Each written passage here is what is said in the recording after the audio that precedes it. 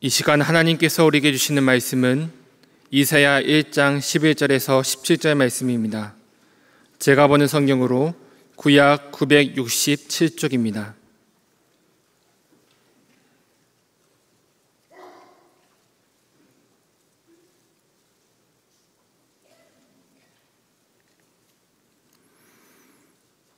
하나님의 말씀을 봉독하겠습니다.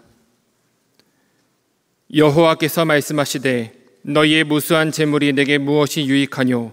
나는 순양의 번제와 살찐 짐승의 기름에 배불렀고 나는 수송아지나 어린 양이나 순염소의 피를 기뻐하지 아니하노라. 너희가 내 앞에 보이러 오니 이것을 누가 너희에게 요구하였느냐? 내 마당만 밟을 뿐이니라. 헛된 재물을 다시 가져오지 말라. 분향은 내가 가증히 여기는 바요 월삭과 안식일과 대회로 모이는 것도 그러하니 성회와 아울러 악을 행하는 것을 내가 견디지 못하겠노라. 내 마음이 너희의 월삭과 정한 절기를 싫어하나니 그것이 내게 무거운 짐이라. 내가 지기에 곤비하였느니라. 너희가 손을 펼 때에 내가 내 눈을 너희에게서 가리고 너희가 많이 기도할지라도 내가 듣지 아니하리니 이는 너희의 손에 피가 가득함이라. 너희는 스스로 씻으며 스스로 깨끗하게 하여 내 목전에서 너희 악한 행실을 버리며 행악을 그치고 선행을 배우며 정의를 구하며 학대받는 자를 도와주며 고아를 위하여 신원하며 과부를 위하여 변호하라 하셨느니라. 아멘. 오늘날 레거시 미디어를 통하여 너무나 빈번하게도 우리 주변에 발생하는 가슴 아픈 소식을 접하게 됩니다. 서로에게 힘이 되어주고 행복한 웃음을 자아내는 소식보다는 만약 나에게 그런 일이 발생했다면 눈물 없이는 견딜 수 없겠구나 여길 만한 안타까운 소식을 더 자주 접하는 시대를 살아가고 있는 것 같습니다. 이러한 소식들 중에 어느 한 고등학생은 근로 실습을 처음 나갔다가 그만 꽃다운 나이에 생을 마감하게 되는 너무나도 안타까운 비극적인 산업재해가 발생하기도 했습니다. 또 어떤 여성 근로자는 제빵과 관련된 노동을 하는 중에 안타까운 사고를 마주하기도 했습니다. 심지어 건축 중에 있던 건물이 의도하지 않은 방향으로 갑작스럽게 붕괴하는 바람에 사고로 인하여 사상자가 발생하는가 하면 또 어떤 때는 산업재해가 어느 정도 예측되었음에도 불구하고 미연에 방지하지 못한 결과 끔찍한 산업재해가 발생하기도 하였습니다. 이처럼 가슴이 메어오는 소식들이 지난 시간들 속에 끊임없이 우리에게 들려왔습니다. 그럴 때마다 우리 사회의 구조적인 문제와 수많은 노동자들의 힘든 현실, 문제가 발생한 각 사회의 여러 분야에서는 자성을 촉구하며 우리 사회의 구조적인 시스템을 점검해야 한다, 개선해야 한다, 비극적인 재난사고를 반드시 사전에 예방해야 되는 법과 제도를 정비해야 한다라고 하는 논평을 레거시 미디어를 통하여 쏟아내곤 합니다. 이러한 논평과 보도들 속에 자주 인용되는 것 하나가 있는데요. 그것이 바로 그 유명한 하인리히의 법칙 1대 29대 300이라고 하는 법칙입니다. 미국의 트래블러스 보험사의 손실통제부서에서 오랫동안 근무하였던 하인리히는 자신의 업무 분야가 그러하다 보니 수많은 산업재해의 통계를 접할 수가 있었습니다. 그는 산업재해의 수많은 데이터와 자료를 검토하며 보험 관련 업무로 인해 사고의 경위를 파악하던 중에 거대한 산업재해가 발생할 때 반복되는 하나의 패턴이 있다는 것을 발견하게 됩니다. 그 패턴은 산업과 경제 분야에서 발생하는 대형급 재난 사고는 어느 날 하루아침에 갑자기 발생하는 것이 아니라 반드시 전조현상이 있었다는 사실입니다. 놀랍게도 한 건의 대형급 재난 사고가 발생할 때는 그보다 경미한 산업재해가 이미 29건이나 발생하여 보고되었고, 그리고 이 29건의 경미한 재난 사고가 발생하기 전에는 무려 같은 원인의 사소한 사고가 300건이나 발생하게 되었고 이 역시나 보고되었습니다. 다시 말해 1대 29대 300이라는 이 패턴이 대형급 재난 사고의 전조현상으로 존재하고 있다는 것을 그는 알게 되었습니다. 그리하여 하인리히는 자신이 조사하고 연구한 내용을 토대로 산업재해의 예방, 과학적 접근이라는 책을 출간하여 1대 29대 300이라고 하는 법칙, 하인리히 법칙을 세상에 발표합니다. 이는 앞서 설명드린 것처럼 300건의 사소한 사고를 방치하게 된다면 반드시 그보다 더 큰 29건의 사고로 이어지게 되어 있고, 이 29건의 사고에 대해서 적절한 조치를 하지 않게 되었을 때에는 돌이킬 수 없는 대형급 재난사고가 발생한다는 것을 통계로 입증한 것이 바로 하인리히 법칙입니다. 물론 이 하인리히 법칙대로 모든 사고가 진행된다고 단정하기에는 어려운 점도 있겠지만, 적어도 하인리히 법칙과 그 통계 자료가 우리 사회에 전하는 메시지가 있습니다. 무심결 지나친 수많은 경미한 사고를 우리가 방치하게 된다면 이보다 더 심각한 사고로 반드시 이어지게 되어 있으며, 그때 멈출 수 있는 여러 가지 경고가 있었음에도 그 경고도 경시하게 되었을 때에는 누구도 돌이킬 수 없는 대형급 산업재해, 비극적인 상처와 아픔을 우리 사회가 마주하게 된다는 것을 경고해 주고 있습니다. 그렇습니다. 대형급 재난사고는 결코 하루아침에 발생하는 것이 아닙니다. 우리 주변에 있는 작은 경고에 둔감하기 시작할 때에 여러 경고와 사인이 있었음에도 불구하고 이를 무심결 방치하게 되었을 때 그 결과는 반드시 드러나게 되어 있습니다. 오늘날 우리 사회에서 발생하는 크고 작은 경고에 민감하게 반응하여 사고와 재난을 미연에 방지하고 필요하다면 법과 제도를 정비하고 신설해서라도 더 이상 비극적인 아픔을 겪지 말아야 한다는 논평을 하게 될 때에 하인리히 법칙이 자주 인용되는 것은 바로 이러한 이유 때문입니다. 제가 사회경제법칙이라 할 수 있는 하인리히 법칙을 소개하는 이유는, 이 하인리히 법칙은 비단 우리 사회의 산업재해에만 적용되는 것이 아니라 우리의 신앙생활에도 동일하게 적용되는 부분이 있기 때문입니다. 간혹 신앙생활을 함에 있어서 크고 작은 신앙의 위기의식들이 우리에게 찾아올 때가 있습니다. 이렇게 내가 기도생활하지 않더라도 괜찮은 걸까? 하나님 보시기에 나의 지금의 영적 상태는 조금 부끄러운 것 같은데 이대로 지내도 괜찮을까? 이러한 경미한 신앙의 위기감이 찾아올 때 이래선 안 된다는 생각이 들면서도 무심결 지나칠 때가 우리들의 지난 삶에 있어 왔을 것입니다. 중요한 것은 무엇이냐면 바로 이 지점, 영적 민감함을 놓치고 지나쳐버린 그곳에서 진짜 위기가 시작된다는 사실입니다. 무심결 지나친 경미한 신앙생활의 위기를 방치한 결과 더 큰 신앙의 문제, 하나님의 풍성한 은혜를 누리지 못하는 영적 상태로 이어질 수가 있습니다.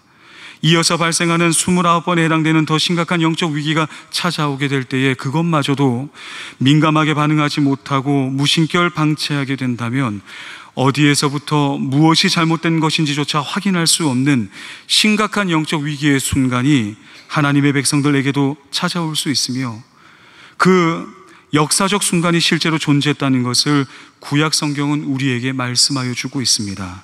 바로 그 내용이 우리가 함께 읽은 본문의 말씀의 배경입니다. 함께 본 본문의 말씀 이사야 1장 11절에서 13절의 말씀입니다.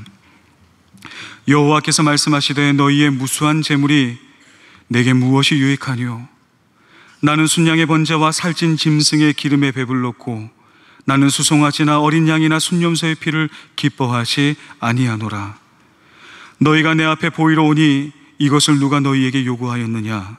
내 마당만 밟을 뿐이니라. 헛된 재물을 다시 가져오지 말라. 분향은 내가 가증히 여기는 바요, 월삭과 안식일과 대회로 모이는 것도 그러하니 성회와 아울러 악을 행하는 것을 내가 견디지 못하겠노라. 구약 전체의 말씀에서 손에 꼽을 정도의 영적인 대참사, 하나님과의 관계가 완전히 무너져버린 영적 단절의 상태가 오늘 우리가 함께 본 본문에 등장하고 있습니다. 하나님께서는 하나님의 백성들이 가지고 오는 무수한 재물을 원하지 않는다. 다시 말해 이스라엘의 예배를 더 이상 받지 않겠노라 충격적인 말씀을 선언하고 있습니다. 어쩌다가 이렇게 충격적인 영적 대참사가 발생하게 된 것일까요? 당시 예루살렘 성전에는 율법에서 정해놓은 모든 절기에 따라서 월삭과 안식일, 대회로 모여야 하는 각종 성회를 정확한 시기와 때에 맞추어서 진행하고 있었습니다. 지극정성의 예배가 성전에서는 단 한순간도 멈춤 없이 진행되었습니다. 이 모든 것이 하나님께서 직접 말씀하신 방법대로 이루어진 것은 두말할 나위가 없었을 겁니다. 그럼에도 불구하고 하나님께서는 너희의 예배와 제사를 원하지 않는다, 충격적인 말씀을 선언하십니다. 제물이 없어서가 아니었습니다. 제사가 없어서가 아니었습니다.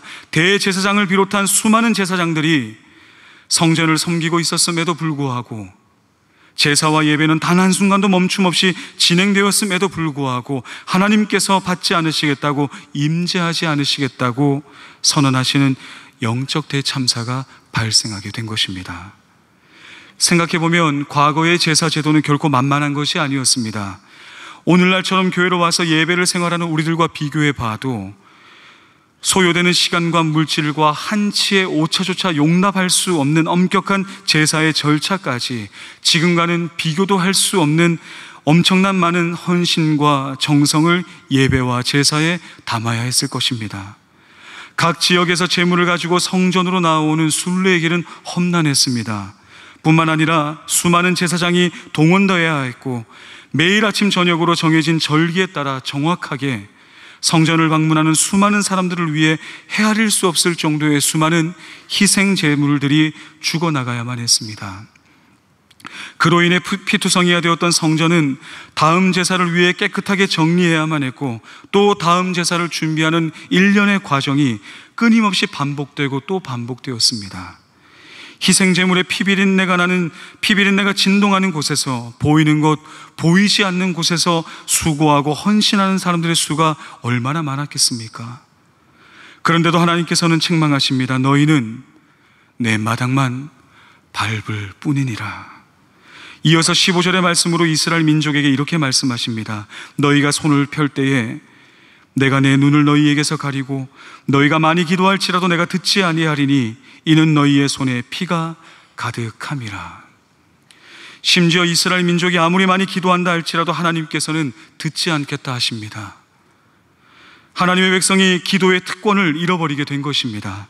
하나님과의 관계가 단절되는 비극적 상태가 되어버렸습니다. 왜 이런 영적 대참사가 발생하게 된 것일까요? 구약의 말씀 전체를 통하여 명확하게 확인할 수 있는 것은 이러한 영적인 대참사는 어느 날 갑자기 이루어진 것이 아니라고 하는 사실입니다. 이스라엘은 선지자들의 수많은 경고를 무시했습니다. 선지자를 통해서 선포하는 하나님의 말씀과 경고하는 말씀을 들었음에도 불구하고 하나님의 기다려주심을 오해했습니다. 하나님의 경고와 심판은 실제로 일어나지 않을 거야, 그렇게 영적인 무감각함이 관성으로 굳어지며 하나님의 뜻을 반복하여 외면하는 길을 걷고 또 걸어왔습니다. 하나님의 백성이라는 특권의식에 사로잡혀 있을 뿐 하나님의 말씀을 외면하고 또 외면하며 일상에 순응해가는 어느 날, 결과적으로 이스라엘 민족은 성전에서 이루어지는 각종 예배와 제사의 외형적인 형태는 존재했지만 그 어떤 은혜도 경험할 수 없는 영적 대참사를 맞이하게 되었던 것입니다. 만약 오늘 본문의 말씀이 여기까지만 있고 끝나버린다면 이것이야말로 더 설명할 길이 없을 만큼의 절망과 비극뿐이었을 텐데, 다행스러운 것은 하나님께서 이와 같은 책망의 말씀으로 끝내시는 것이 아니라 아직도 기회가 있다, 그러니 돌이켜야 한다는 회복의 말씀을 선포하시는 내용이 본문에 이어서 등장합니다. 이미 어긋나버린 것 같은 예배와 제사의 자리에 하나님을 경험할 수 없는 영적 위기를 극복할 수 있는 은혜의 길을, 하나님의 영적 솔루션을 선지자를 통하여 계속해서 말씀하여 주신 내용이 바로 16절에서 17절까지의 말씀입니다. 우리 시간 함께 읽어보도록 하겠습니다. 16절에서 17절 말씀 함께 읽겠습니다. 시작.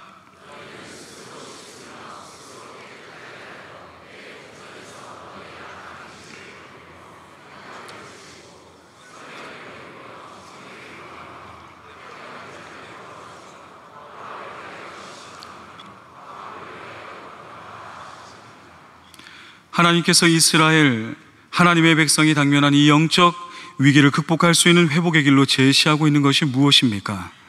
주목할 만한 것은 너희의 예배가 이전보다 부족한 면이 있으니 열과 성을 다하여 더 종교적인 열심을 내어 어떤 흠조차 존재하지 아니하는 완벽한 제사와 예배를 드려야 한다고 예배에 대해서 더 강조하지 않으셨다는 점입니다. 오히려 언뜻 보기에는 제사나 예배와는 큰 연관성이 없어 보이는 내용들을 중심으로 구체적인 회복의 길을 제시하고 있습니다. 너희 스스로를 깨끗이 하여라. 악한 행실을 버려야 한다. 선행을 배워라. 다시 말해 너희의 일상을, 구체적인 삶의 영역의 거룩함을 회복해야 한다. 그렇게 말씀하고 있습니다.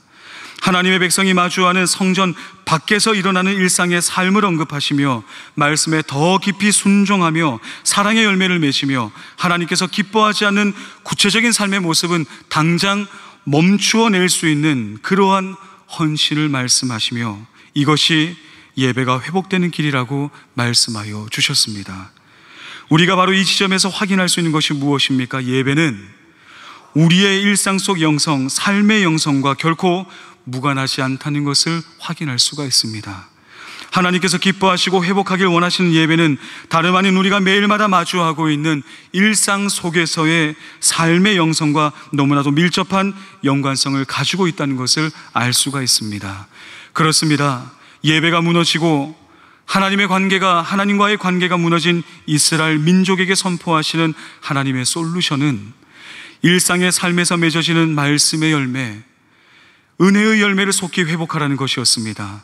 구체적인 일상에서 하나님의 백성으로 구별된 삶의 영성을 회복하고 말씀에 따라 사랑과 선행을, 하나님의 정의를 구하는 삶의 영성을 회복하라고 말씀하십니다. 이를 바꾸어 말하면 이스라엘 민족은 성전에서 드리는 예배와 제사에는 어떤 실패도 없었지만 수많은 제사와 각종 절기를 조금도 실수함이 없이 지켜오기는 했지만 삶의 영성은 피폐해질 대로 피폐해졌다는 것을 알 수가 있습니다. 하나님의 백성으로 스스로를 깨끗하게 하는 일을 실패하고 선행을 나누거나 하나님께서 기뻐하시는 정의를 구하거나 고아와 과부와 학대받는 이들을 사랑으로 도와주는 일에는 반복하여 실패했던 것입니다. 일상 속 말씀의 열매가 그 자취를 감추게 되었던 것이 이스라엘 민족이 당면한 진정한 문제였습니다. 스스로 하나님의 백성이라고 자처하면서도 일상의 영성이 무너지는 현실을 살아가는 그들은 결국 하나님의 임재가 없는 예배를, 하나님의 임재가 없는 제사를 반복하여 드리는 비극적인 상태로 전락하고 의미 없는 종교 행위만을 반복할 뿐이었습니다. 무수한 희생의 제물은 도축당하는 것 외에는 아무런 의미가 없었습니다. 수많은 이들이 수고하고 땀 흘리며 반복하여 헌신하였지만 하나님은 그곳에 계시지 않으셨습니다. 앞서 말씀드린 것과 같이 하인리의 법칙은 신앙생활에도 동일하게 적용됩니다. 이스라엘 민족에게 이와 같은 영적인 대참사는 어느 날 갑자기 이루어진 것이 아닙니다. 선지자들의 외침에도 불구하고 하나님의 말씀에 순종하는 열매를 잃어버리고 종교의 행위는 있지만 삶의 영성, 사람의 섬김은 좀먹기 시작했습니다. 그렇게 시간이 흘러 죄와 악에 둔감하게 된 이스라엘 민족은 고아와 과부가 흘리는 절규의 눈물을 보아도 아무것도 느끼지 못하는 영적인 무감각한 상태에 빠지게 되었고 사랑과 정의를 잃어버리게 되었고 말씀의 열매가 없는 상태로 변질되어 갔습니다. 심지어 악행을 삶에서 관용하며 더 큰 죄가 찾아와도 둔감한 상태가 되어서 선행을 배우지 않으면 도무지 알 수 없을 정도로 민족 전체가 악에는 지혜롭고 선에는 무지한 자들로 변해버렸습니다. 그토록 바라던 약속의 땅에서 삶의 터전은 얻었지만 그들은 삶의 자리에서 하나님의 임재는 잃어버리게 되었던 것입니다. 이러한 심각한 영적 위기에 처해 있던 이스라엘 민족에게 예배가 회복되고 하나님의 임재의 은혜가 회복되기 위해서 말씀으로 일상의 삶을 살아내는 삶의 영성을 회복해야만 한다고 주님께서는 선지자를 통하여 선포하게 하십니다. 선행이 뭔지 모르겠다면 말씀을 통해서 선행을 배우도록 해라. 선행은 배워서라도 반드시 삶에 담아야만 한다. 하나님의 정의를 구하고 학대받는 이들을 구원하는 것에 너희들의 삶의 열매를 사용하거라. 이것이 내가 원하는 바이다. 하나님의 백성이 회복해야 할 삶의 영성, 일상 속 산제물을 준비하여 주님께 나아갈 때 진정한 예배가 회복될 것임을 말씀하신 것입니다.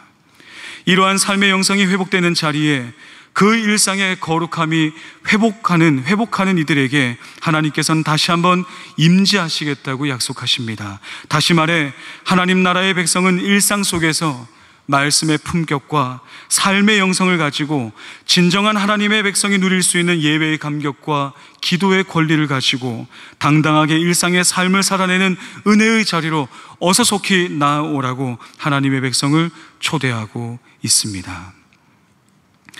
구약의 말씀 중에서 어찌 보면 참으로 안타까운 말씀의 한 장면을 우리 성도님들과 함께 살펴보는 이유가 있습니다.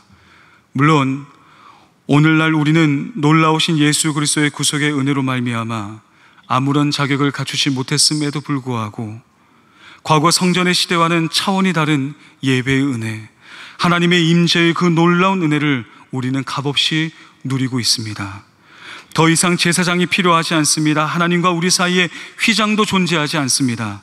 예수 그리스도의 십자가 은혜로 말미암아 우리 모두가 하나님 앞으로 나아갈 수 있는 은혜의 시대를 살아가고 있고, 그 특권을 오직 믿음으로 말미암아 풍성하게 누릴 수 있는 은혜의 시대를 우리는 살아가고 있습니다. 그런데 이러한 은혜의 시대를 살아간다고 해서 자만하여 착각해서는 안 되는 것이 한 가지가 있습니다.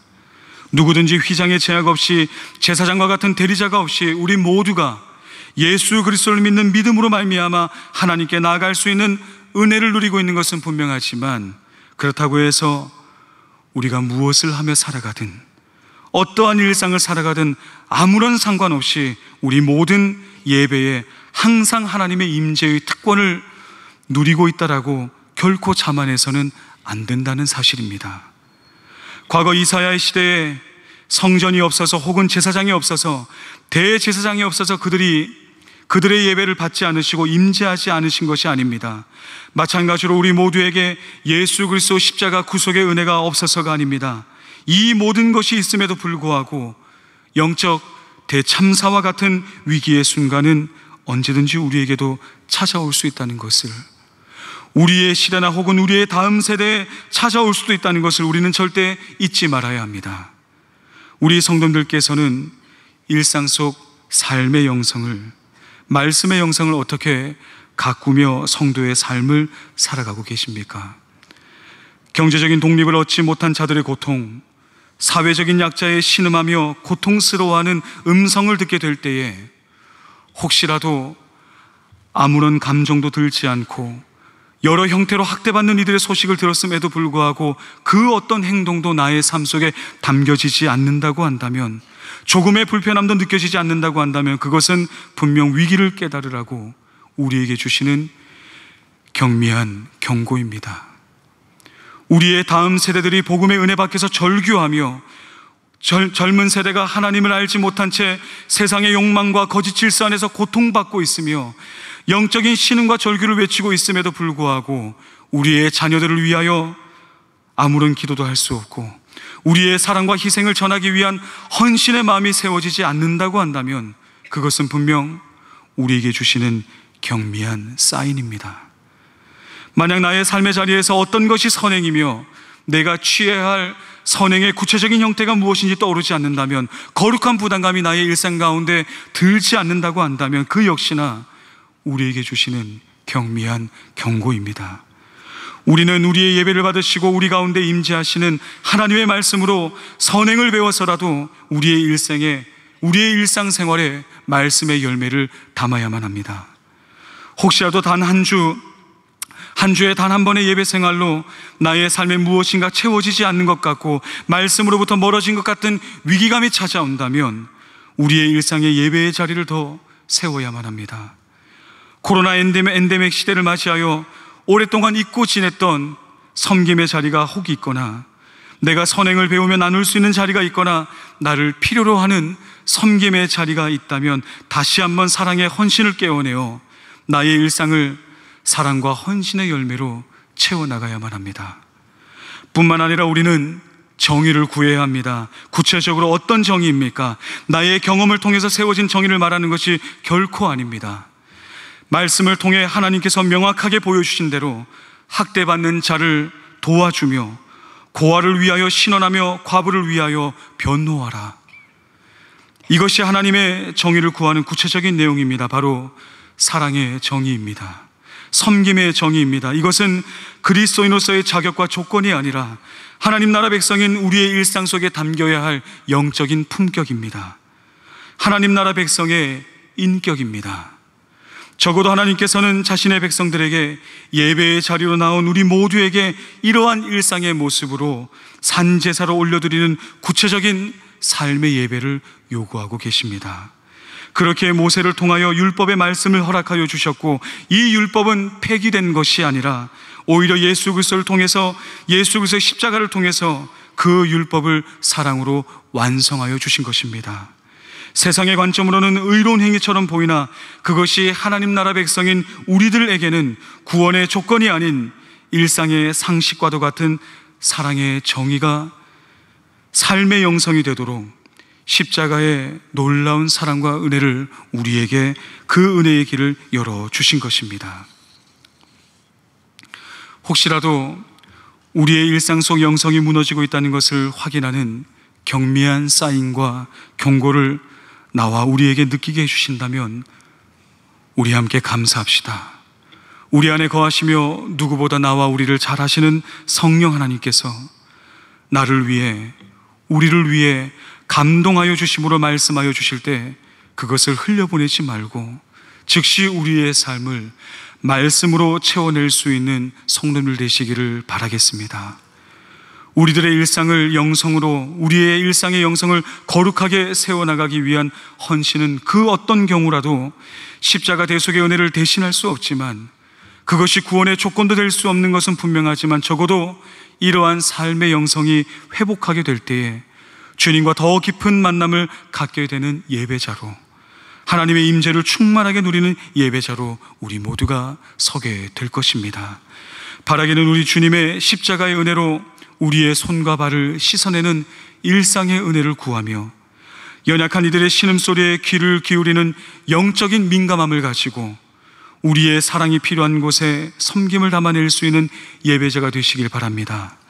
하나님 나라의 정의를, 사랑과 섬김의 정의를 우리의 일상 가운데 담아내며 그 은혜의 열매로 복음의 가치가 얼마나 위대한 것인지 일상의 영성으로 증거하는 예배자, 주님과 함께 동행하는 기쁨을 누리는 예배자, 우리의 삶의 예배를 삶의 영성으로 준비한 산제물을 올려드리는 예배자로 서게 되는 우리 모든 성도님들 되시기를 간절히 바라겠습니다. 함께 기도하겠습니다. 아무런 자격 없는 우리에게 십자가 구속의 은혜를 허락하여 주신 주님, 우리의 일상이 거룩함으로 회복될 수 있는 은혜를 부어 주시옵소서. 사랑과 섬김의 정의를 일상에 담아내며 말씀의 열매를 맺으며 살아가는 일상의 영성을 회복할 수 있는 은혜를 부어 주시옵소서. 그리하여 일상의 삶의 제물, 산제사를 주님께 드리는 예배자로, 주님의 임재를 더 깊이 누리는 예배자로 날마다 설 수 있게 하여 주시고, 우리의 모든 일상을 주님과 동행하는 은총을 허락하여 주시옵소서. 주님께서 한 주간의 삶을 주관하시고 인도하여 주실 것을 믿사오며 거룩하신 예수님의 이름으로 기도드리옵나이다. 아멘. 성도 여러분, 우리의 모든 일상을 주님과 함께 동행하는 은혜를 누리시기 바랍니다. 주님께서 우리와 함께 하시는 삶의 영성을 회복하여 우리의 손과 발에 주님의 십자가 사랑을 담아내며 연약한 삶의 자리에 있는 이들의 눈물을 닦아줄 수 있는 섬김과 하나님의 정의를 일상에 담아내는 예배자로 한 주간의 삶을 살아갈 수 있기를 바랍니다. 그 발걸음으로 주님께 날마다 산제물을 올려드리는 우리 모든 성도님들 되시기를 간절히 바랍니다. 지금은 우리 주 예수 그리스도의 은혜와 아버지 하나님의 한량없는 사랑하심과 성령 하나님의 감화감동 교통 충만하심의 은혜가 삶의 영성을 회복하고 사랑과 섬김의 정의, 말씀의 열매를 맺어가며 주님께 우리의 모든 삶을 산제물로 드리고자 헌신하며 결단하는 모든 성도님들과 그 가족들 위에와 하나님의 능력의 손길이 필요한 우리의 모든 삶의 순간순간 위에 이제로부터 영원토록 항상 함께 하시기를 간절히 축원하옵나이다. 아멘.